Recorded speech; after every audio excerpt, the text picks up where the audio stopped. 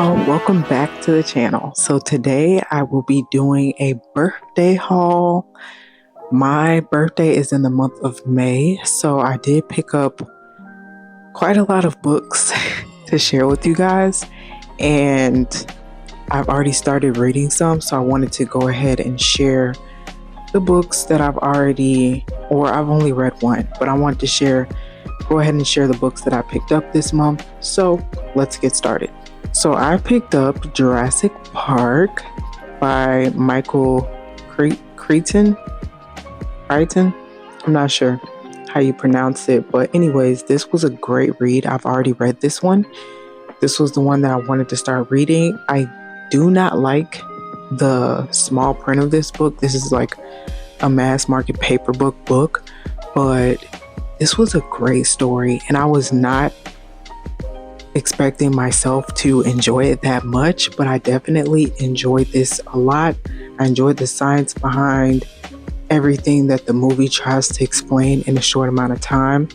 The book obviously goes more in detail. There are differences between the book and the movie as well, which I did not know, and that is also another reason why I enjoyed the book, because I wanted to know what those subtle differences were. And I really enjoyed reading this. And I enjoy Jurassic Park as well. So now I know exactly what's going on when it's going on in the movie. But the movie was just so quick and streamlined, as opposed to the book where you have more time to explain everything. But I enjoyed both, definitely. So I'm going to start off with the books that I got from Barnes & Noble. That book was from Barnes & Noble. And I actually went to Virginia Beach. Me and my husband went to Virginia Beach for my birthday. So I'm going to go over the books that I got from that Barnes & Noble first. So they had both books there. They had The Lost World there as well. So I went ahead and picked that up. I'll probably start this in the next couple of days because I enjoy Jurassic Park so much and I want to know what happens in the second one. And it says, it has been 6 years since the secret disaster at Jurassic Park. 6 years since the extraordinary dream of science and imagination came to a crashing end. The dinosaurs destroyed, the park dismantled, and the island indefinitely closed to the public. There are rumors that something has survived. So, yeah, we all know what happened in Lost World, but again, I want to compare the two and see what happens in the book as opposed to what happened in the movie. Next, we have The Cartel by Ashley and Jaquavius. I think that's how you say it. And so this is The Cartel 1. There's more books after this one. I just picked up this one, and it says the Port of Miami brings in millions of dollars worth of cocaine every year, and the cartel controls 80% of it. The Diamond family is a force to be reckoned with, but all breaks loose when they lose their leader. The most ruthless gangster Miami has ever seen, Carter Diamond leaves behind a wife, twin sons, a daughter, and a secret. The secret is his illegitimate son, Carter Jones. When young Carter learns of his father's death, he comes to town and is introduced to the legacy of the cartel.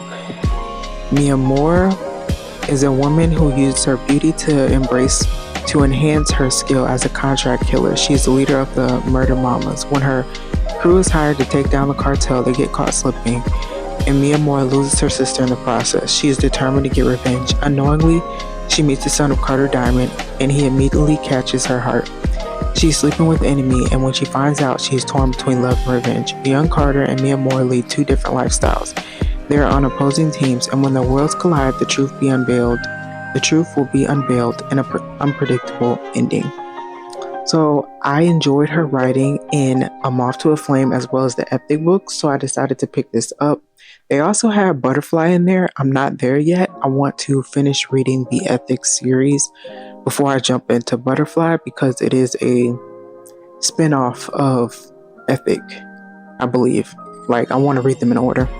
And if that one's good, I will get the other books following The Cartel 1 as well. I wonder how many they wrote of that. I think Jaquavius is her husband, if I'm not mistaken. The next book I picked up is called Frenemy Fixed Up. And this one is about an accountant. Colin Anderson is working himself into an early grave. Shay Davis is finally living her dream of owning a yoga studio. Sure, they went to high school together, but that's where their similarities end. He's Mr. Corporate, hustling late into the night so his firm can go public while she flows through sun salutations and half moon poses at her own pace. So when a health scare pushes Colin to make a few life changes, he knows where to turn.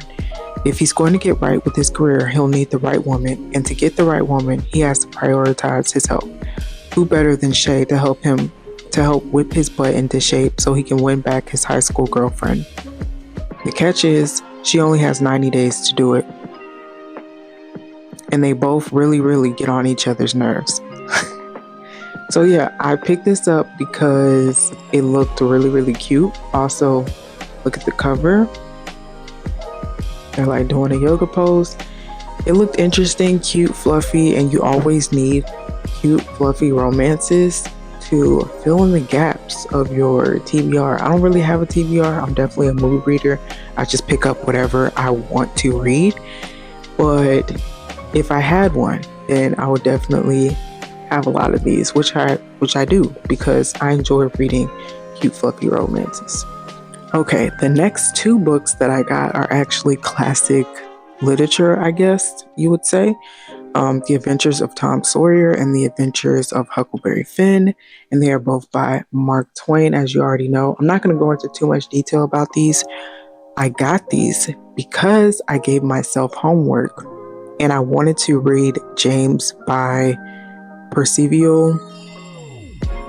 I'm not sure of his last name, but I'm going to show you guys that book in just a moment. I wanted to read that book, so I picked these up at Barnes & Noble as a prequel to the book that he wrote, because he wrote a book about, I believe he was a slave in the book of The Adventures of Huckleberry Finn. He wrote from the perspective of that character. So to understand, I thought I would read these first, if that makes sense. Alright, the next book that I picked up is called Come and Get It, and this is by Kylie Reed. And this seemed very interesting, as well as I also picked up Such a Fun Age. That'll be in another haul. But right now, let's see. It's 2017 at the University of Arkansas, and Millie Cousins, a super senior resident assistant at Belgrade Dormitory, just wants to graduate, get a job, and buy a house.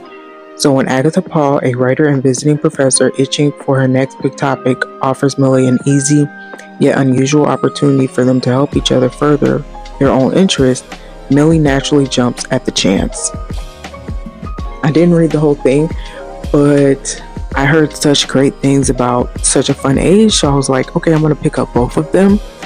And I wanted to read this because it just sounded like a great story. So, yeah. And also, I'm actually getting very interested in hardback books nowadays, because the print is bigger and it's just a nicer book, although it is heavier, but the print is bigger and that's good. Next, I picked up People Person by Candace Carty-Williams. And this one is about the author. Okay. This one is about Dimple Pennington knows of her half-siblings, Nikisha, Danny, Lizzie, and Prince. But she doesn't really know them. They're 5 people who don't have anything in common except disappointment, faint memories of being driven through Brixton in their dad's gold Jeep, and some pretty complex abandonment issues. Besides, Dimple has bigger things to think about. She's 30 and her life isn't really going anywhere. An aspiring lifestyle influencer with a wayward boyfriend, Dimple's world has shrunk to the size of a phone screen. Despite a small but loyal following, she's never felt more alone. That is, until a dramatic event brings her half-siblings crashing back into her life. And when they're all forced to reconnect with Cyril Pennington, the absent father they never really knew, things get even more complicated. So it sounded very interesting, as you can see. And also look at the cover, it's just beautiful. Look at that. And bright colors stand out to me, so I definitely wanted to pick this up. But it looked very, I had actually looked this up online, and I saw it in Barnes & Noble when we were there, and I was like, okay, I'm gonna pick this up. because I was going to order it on Amazon. I was like, what's right here? So I'm gonna just go ahead and pick it up. Dealing with an absent father seems like a topic that not enough people write about. I don't know about anything about it, which is why I want to read about it, that experience. All right, y'all. Next, I got Long Shot and Block Shot. I got these because I enjoy Kennedy Ryan's writing, and I was very much intrigued as to what some of her other work sounds like. And so I decided to pick up both of these. These are the first two books in the series, the basketball or the hoop series that she came out with. And then the last book is called Hook Shot. And I saw these in Barnes & Noble. I wanted to support her in Barnes & Noble, so I decided to pick these up. And these are hoop romances. I'm not going to read the back of the books because I feel like these have gone around BookTube as well as TikTok so much. Y'all probably already know what they're about, but they're about people falling in love around basketball, the game of basketball. And basketball's always been my favorite sport, so I'm excited to read these. All right, next we're going to get into the last three books that I just received from Amazon, I believe yesterday. The first one being Briarcliff Prep. And I hadn't really heard much about this, maybe because it came out a couple of years ago. So I'm kind of late on this one, but the story seemed interesting about, I think it's about sisters at a predominantly Black prep school, and it just seemed interesting. I've never been to a preparatory school, so I thought, hey, let's give it a shot. Let's give it a go. Let's read it and see if it's interesting. It's 14-year-old Avi LaBue's turn to do what everyone in her family has done: leave home to attend Briarcliff Prep, a historically Black boarding school. And as scared as she is to say goodbye to her parents and move to Georgia, she knows her fearless big sister Belle will be there to show her the ropes. Before long, Avi settles into her life at Briarcliff. New friends and foes, challenging classes, and at times too challenging. And maybe a cute tutor turns something more if her brothers don't get in the way. Meanwhile, Belle does what she always does. She runs the campus's social scene, especially now that she's dating Logan, the pride and joy of Briarcliff's sibling school, Preston Academy. But something about Logan doesn't sit well with Avi. No matter how many times Belle reassures her Logan is a good guy. And when Avi stumbles across the truth, her relationship with Belle is put to the test. If Avi reveals what she knows, their sisterhood might never recover. But if she doesn't, she might lose Belle forever. So it seemed very interesting. Also, look at this cover. I'm definitely very, very interested in covers. And I believe this is the author's first or debut novel, Brianna Pepins. I am super excited to read this. Super excited. This sounds like it's a YA book. So yeah, excited to read this and add it to the collection. And then the second to last book I picked up is called Jennifer Lewis. Well, it's titled The Mother of Black Hollywood, and this is by Jennifer Lewis, and she played the mom on Blackish. She's also played a plethora of other roles as well, which hopefully she will talk about in the book. I saw a TikTok about someone talking about what she said in reference to getting a role in one of Oprah's movies, and it ended up not working out, but I wanted to know more. And I feel like people in this age group, they're not going to get on social media and talk about things like that, like they're going to write a book. So I was very interested to read this book. She's also written another book as well, and if I enjoy this one, I'll definitely pick the other one up. There's also a few other memoirs that I would like to get into, but maybe I will do a video on memoirs that I've read that are worth reading to me, because I definitely enjoy memoirs, but I feel like a lot of people either don't know what to pick up, what's good, X, Y, and Z. So I will do a video on memoirs later. Okay, and the last book is called James, and it's by Percival Everett, and this was the book that I was referring to earlier on in the video. James is written from the perspective of a slave. But I'm going to read the synopsis for you guys because I thought this was just very, very, very interesting. When Jim overhears that he is about to be sold to a man in New Orleans, separated from his wife and daughter forever, he runs away until he can formulate a plan. Meanwhile, Huck has faked his own death to escape his violent father. As all readers of American literature know, thus begins the dangerous and transcendent journey by raft down the Mississippi River toward the elusive and unreliable promise of the Free States and beyond.